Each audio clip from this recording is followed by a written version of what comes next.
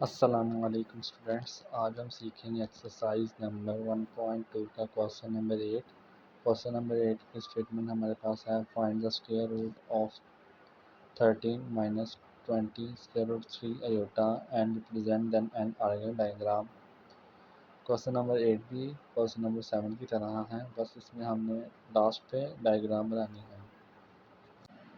और अब हम इस क्वेश्चन को स्टार्ट करते हैं और डट कर लें आप। z is equal to 13 minus 20 square root 3 iota है। एक हमारे पास एक कॉम्प्लेक्स नंबर है, हमने इसका निकालना है स्क्वायर रूट कॉम्प्लेक्स नंबर का। तो उसका फॉर्मूला है square root of complex number is equal to plus minus square root z का modulus plus x divided by 2 plus iota y divided by y modulus square root z modulus minus x divided by 2। ये formula use करके हम इसका square root find करेंगे। सबसे पहले हमें z modulus चाहिए। तो मॉडुलस फाइंड करने का तरीका हमारे पास है कि स्क्वायर रूट x का स्क्वायर प्लस y का स्क्वायर। ये ऊपर क्वेश्चन में हमारे पास 13x है और माइनस 20 स्क्वायर रूट 3 आयोटा, ये हमारे पास y है। तो हम लिखेंगे 13 का स्क्वायर प्लस 20 स्क्वायर रूट 3 का स्क्वायर, ये x ले दिया, प्लस y का स्क्वायर, तो माइनस आएगा 20 स्क्वायर रूट 3 स्क्वायर। 13 का स्क्वायर हमारे पास होता है 169 प्लस 20 का स्क्वायर हमारे पास 400 और स्क्वायर रूट और स्क्वायर आपस में कैंसिल आउट हो जाएंगे, तो हमारे पास बच गया 3। अब 403 को मल्टीप्लाई करेंगे तो आ जाएगा 1200।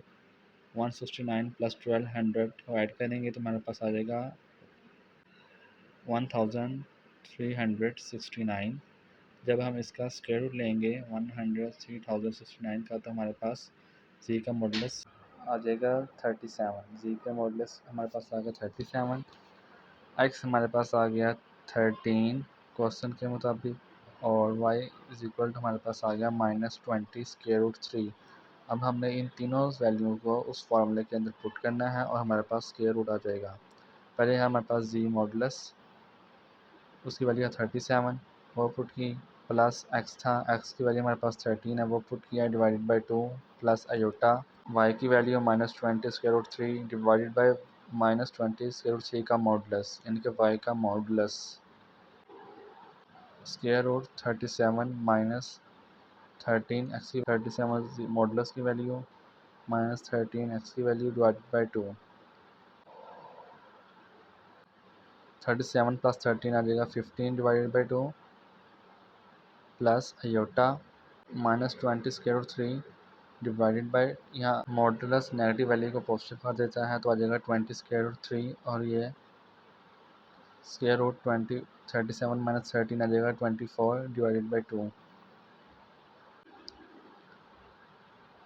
और यहाँ पे स्क्वायर की जगह उसकी value 13 minus 20 square root 3 iota, ये हमने इसकी वैल्यू पुट कर दिया है लेफ्ट साइड पे।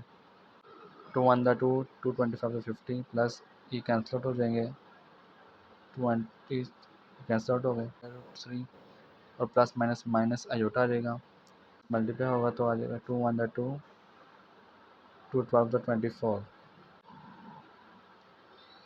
Plus minus square root 25 minus iota square root 12।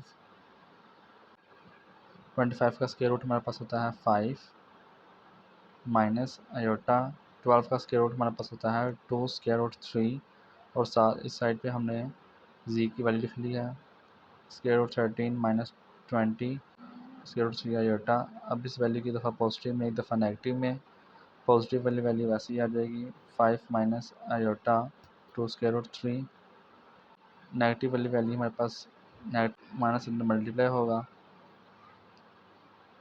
Minus plus minus 5 minus minus plus तो आ जाएगा प्लस आयोटा 2 स्क्वायर रूट 3। अब यहाँ पर मैंने इसको पॉइंट्स में कर लिया है 5 वैसे ही। अब 2 स्क्वायर रूट 3 को जब हम सोल्व करेंगे तो आ जाएगा 3.46, और यहाँ पे -5 वैसे ही एक पॉइंट आ गया, दूसरा पॉइंट तो मल्टीप्लाई बाय स्क्वायर रूट 3 को करेंगे तो हमारे पास आएगा 3.46। यहाँ पर अब हमने एक पॉइंट को हमने ए कह दिया है, दूसरे पॉइंट को हमने बी कह दिया है और उनके एक्स वाई कोऑर्डिनेट हैं। अब यहाँ पर हम डायग्राम बनाते हैं। यहाँ पर मैंने एक पॉइंट को एक्स कह दिया है, एक साइड पे नेगेटिव एक्स, एक तरफ पॉजिटिव वाई, एक तरफ नेगेटिव वाई। यहाँ मैंने कुछ वैल्यूज़ लिख ली हैं 1 2 3 4 5।